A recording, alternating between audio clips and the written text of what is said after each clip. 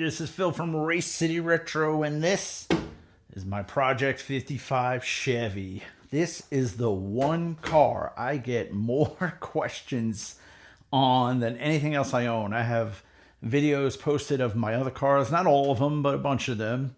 Get a couple questions. This car, it's been amazing. When are you gonna get that car done? What are you doing on it? How far are? Where'd you get? What do you... Constantly, and I love it. Please keep the questions coming. I don't mind answering them. A lot of times we'll get an order and people will ask, how's the 55 doing? You getting there? Yes, good news. Here's an update for you guys. Well, last week the 55 had to take a little trip.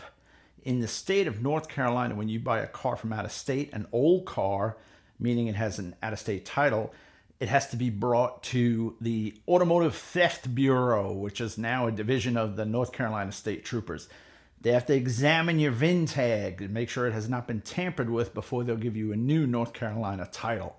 So last week we loaded it up, we took it over there, everything came out good, should have my title soon on the car. I had to get it rolling again because I had all the front suspension out of it. But the suspension's back in. I'm going to go over what I did on the car and tell you what's coming up next. Now that I have a little extra time, I'm going to go full tilt boogie on this thing. I want it back on the road running, driving real soon. So stay tuned. There's going to be a bunch more 55 Chevy videos coming. But let me show you what I just got done. Okay, so if you go back to the very first video on this car, I had said that I had purchased tubular upper and lower control arms from Speedway. They had a really nice kit. I'll put it on the screen again here for you. Uppers, lowers, coil over adjustable shocks, and a sway bar. So up front, this thing's gonna drive like a Corvette, but the back will drive like a bread truck, but that's okay.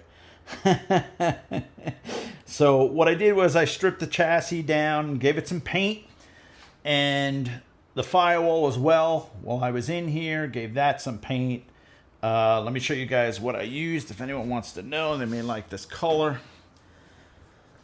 On the frame, I love me some good old Rust-Oleum. I wire brushed everything, degreased it, and this is just like a satin black.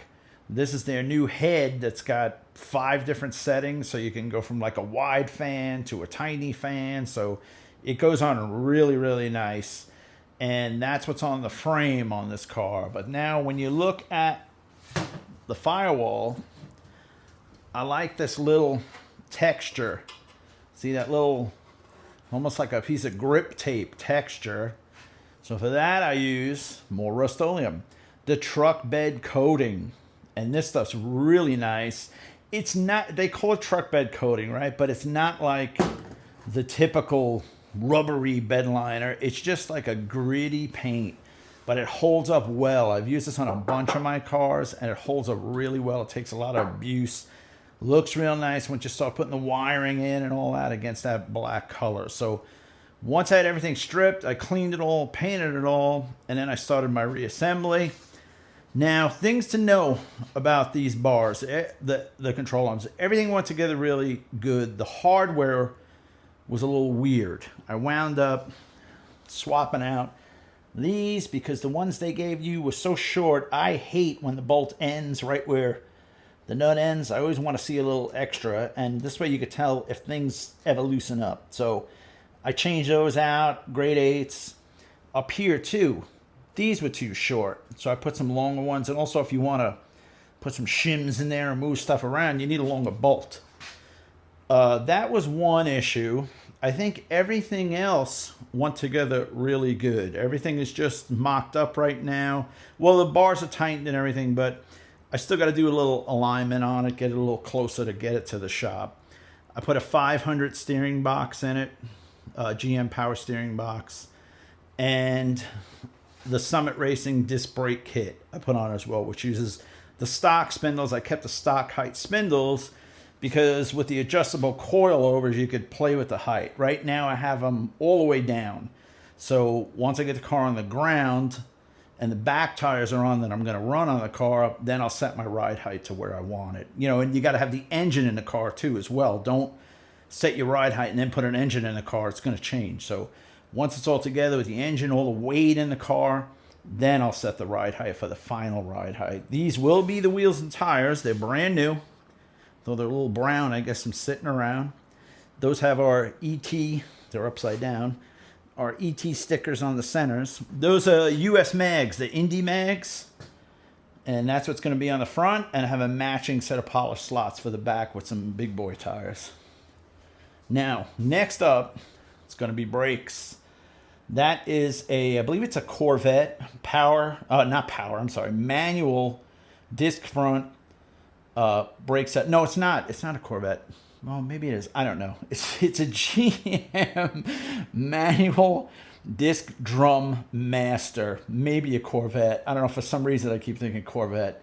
And that's the Willwood adjustable proportioning valve. Because you want to be able to set your brake bias front to rear. You don't want it locking up front brakes or not giving enough rear. So next thing I'm going to do on this car, actually I'm going to start tomorrow, is run the brake lines. And I have bought a kit from one of the, I don't want to say who, because if I don't get it right, I'm throwing the wrong guys under the bus. But one of those fine line companies, whatever. And I bought a stainless kit. It didn't fit. I'm not going to say it fit like garbage because it didn't fit at all. So what I did was I'm going to try that new stuff, and I'm going to have a video that I'm going to post real soon on using it. I don't know if it's pronounced NICOP or NICOP. It's nickel copper brake lines. They give you a whole kit. I'll put it on the screen right now with the fittings, with everything. You got to bend it to yourself, which I'd rather do anyway because I always like to make stuff myself, because then I know it's going to fit. And that's what I'm going to start on tomorrow. So the next video you see on this car will be running the brake lines. But just wanted to give you guys an update because you've been so cool about it. And I love the fact that everybody is so interested in it. And thank you so much for subscribing. Thank you so much for supporting the channel and supporting our business. We're not a big business. We're a small business that does big things. A lot of you guys love our t-shirts and our products. You go crazy on ordering stuff, keeping us really busy, and we both appreciate that. My wife and I, we're the ones that run the business. We're the people you talk to when you call. But she's getting there, so I didn't give up. Just been busy, but now, like I said, I got some time. My goal for this car is my birthday. I'm turning 40. August 20th. I want to have this thing running and driving for August 20th. Otherwise, I'm going to lose the shop. All right, guys. Thank you so much, man. Stay tuned for the next video. Next video, we'll be going over the brake lines. And then next week, I'm cutting the wheel wells. We're doing the radius wheel well video part 2. I have everything I need for that in-house now.